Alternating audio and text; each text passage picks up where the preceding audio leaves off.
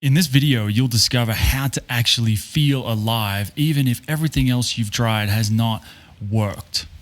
My name is John Wood. I am the founder of RageHeart. Let's get into it. So first of all, the problem, what does it mean to not feel alive? I'll speak for me because a few years ago, 5-6 years ago, this was me. I'd say I often asked, is this it? Life was good. I had cool stuff, a cool lifestyle, a business. I traveled the world and like a really cool, lots of cool stuff going on.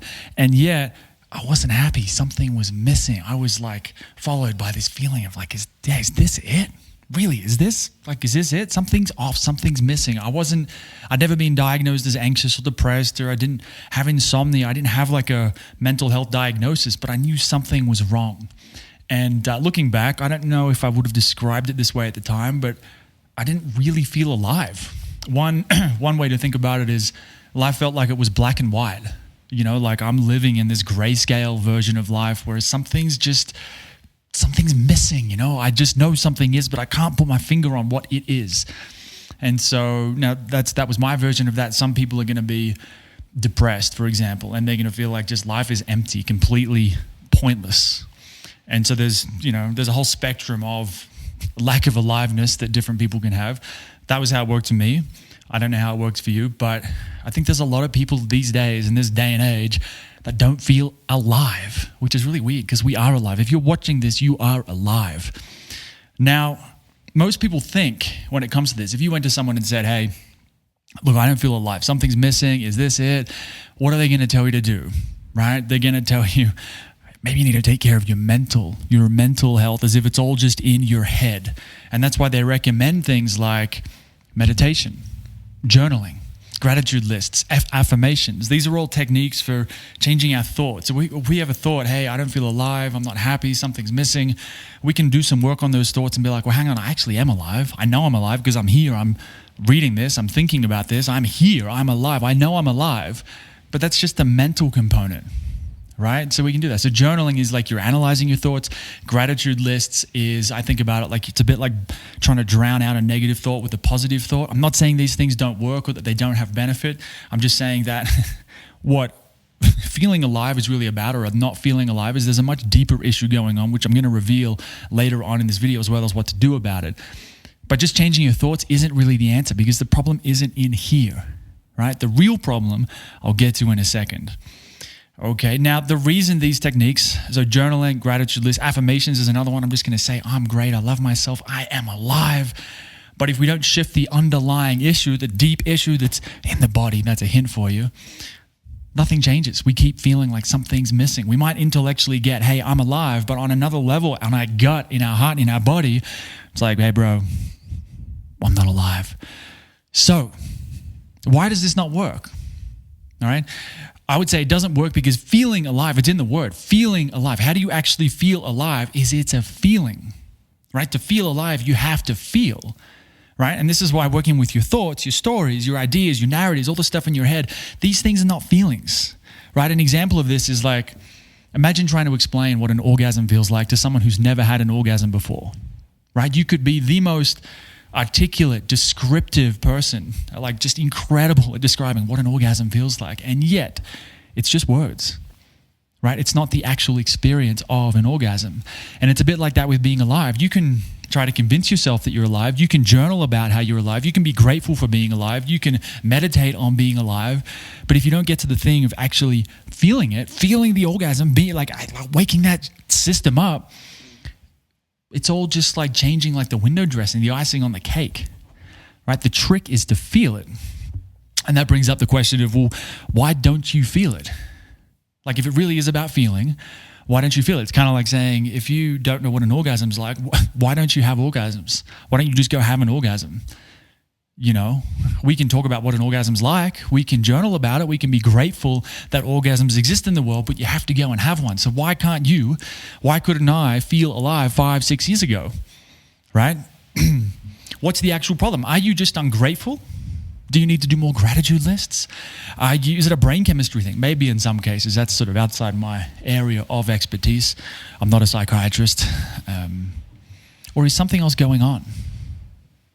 I know for me, speaking for myself, the real problem that I discovered was something called Well, before I tell you what it's called, let me just put it this way. We go through life, shit happens, right? We don't have perfect childhoods. We have parents who are imperfect. Things go wrong, bullies at school, bad teachers, just bad things happen. And those bad things hurt. We feel angry, we feel sad, we feel afraid. And one of the ways that humans have at coping, one of the skills that we have of managing and coping with really hard, uncomfortable feelings is we turn those feelings off, right? So we feel angry, but we don't feel the anger. Like there's anger in our system, but we don't feel it. We feel afraid, but we don't feel it. We drink alcohol, we smoke weed, we eat some food, we play some video games. We're not good at feeling our feelings.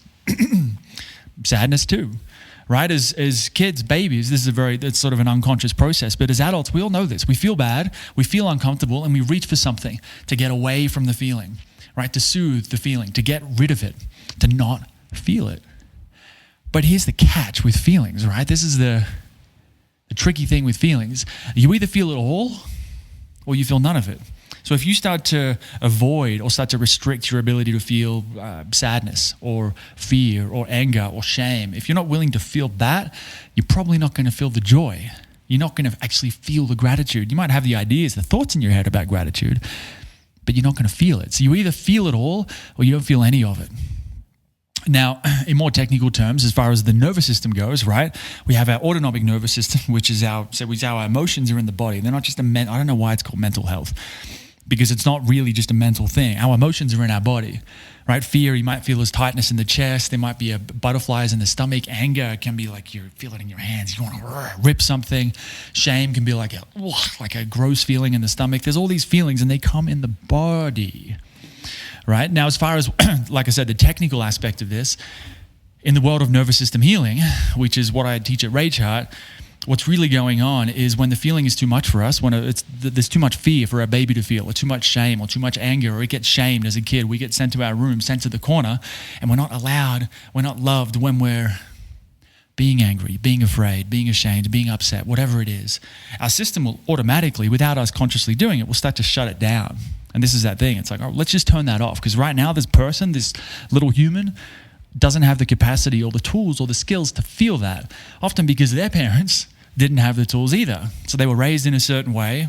And so now they have this programming built in where they don't actually know how to feel sad without being overwhelmed by it. They don't know how to feel afraid or angry or ashamed without being completely overwhelmed by it. So the nervous system goes, okay, we're just going to shut that down. We're going to put that into a box, Pandora's box. We're going to shut the box. We're going to put a big lock on it.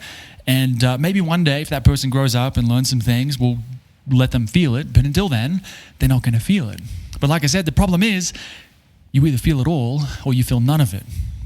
So for me, the thing that really changed it, the thing that took my life from feeling like it's in black and white and dead and boring and is this it and is something's missing to like full HD color, to feeling like I am alive, to feeling like I absolutely am alive. Not when I'm doing some adrenaline-filled activity, riding a motorbike, almost dying, killing myself on some corner. I can just go stand in the wind now, and I'm like, man, I feel alive, and it's amazing. As for how to do that, it's like I said, you got to feel it all, or you don't feel any of it. So if you're not feeling anything right now, the step is to learn to feel something. Can you feel the ground? Can you see the environment around you? Can you feel the wind on your face? Can you notice your breath? And gradually, bit by bit, over time, we start to feel things that we have been avoiding for a long time. Fears, doubts, shame, sadness, and as well, joy, excitement, purpose, pleasure. And so we could think about it like, so in the nervous system world, you've probably heard about fight, flight, and freeze, right? So there's a threat, someone comes in, we want to run away, we want to attack, we can't do that. The whole system freezes. It's like we're playing dead. We're going to be perfectly still, not feel a thing, kind of like we're dead. And then hopefully the threat passes and we run away. But as kids, that doesn't happen because our parents are just always there, who are often our threats in childhood. It's a story for another time. But because that feeling doesn't get felt or expressed at that time, it stays in the body. And then as we start doing this work, as we start feeling again, we're going to start to feel those things. But like I said, so fight, flight, freeze. And if the freeze goes on long enough, we go into something that's more, in the nervous system world, is called collapse. Well, the whole system just is like, I don't care anymore. I give up. Nothing matters. Nothing's ever going to work. I'm all alone. All this kind of stuff. And in that space, it's a space of no feeling, no emotion, no affect. And often we get stuck in there for years, for decades even, some people for their entire lives. And so one way to think about this, coming alive again, if you want to actually feel alive, is you could think about like your body or your nervous system is like an iceberg. It's frozen right now. And what we want to do is gradually melt it. So all that stuff that's stored in that system starts to release and come out. And some of that's going to be uncomfortable, like sadness, like shame, fear, anger, right? And then, of course, there's joy in that. There's joy that those things can be joyful in and of themselves, which is a topic for another video maybe. But then joy can start to come and you start to go, wow, this wind is just like, wow, this is so nice. Eating this food, having a nice hug from someone, having an orgasm, speaking of orgasms, right? So how do you fix this? Let's get more specific and actionable. Step one is to educate yourself about the nervous system. Learn about how your nervous system works, and what I'm talking about is your survival physiology.